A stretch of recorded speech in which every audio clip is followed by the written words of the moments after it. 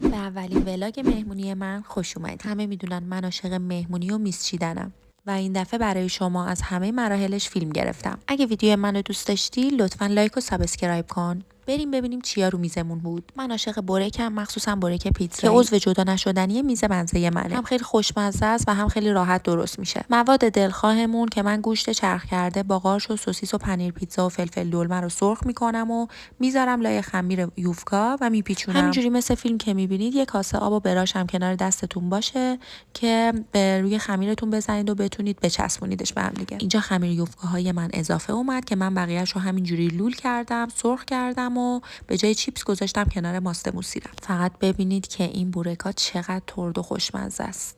با این سس دلوسه که دیگه بی‌نظیره. بریم که سینی مزه‌مون رو بچینیم.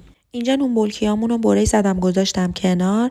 ته نونبلکیا رو که نمیدونستم چی کار کنم و ساندویچ کالباس درست کردم. هر میوه‌ای که دوست داشتین میتونید برش بزنین برای خوشاب و رنگیش. من اینجا نارنگی برش زدم. برای پنیر مزه من معمولا بلو چیز یا کممبر میذارم که این سری از این پنیر استفاده کردم و زیرش برای خوشگلی کاهو گذاشتم.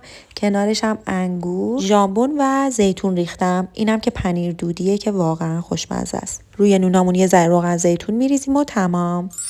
خب برای سالادمون من کاهو فرانسه رو همینجوری با دست خورد میکنم. بعد یه مقدار گلابی، گردو، زیتون حلقه‌ای، در کل هر چی که دم دستم باشه رو میریزم توی سالاد. این گوجرم همینجوری گذاشتم چون احساس کردم رنگش خیلی قشنگه. ولی پنیر کبابی رو واقعا هیچ وقت جدا نکنید از سالاد، واقعا خوشمزه است.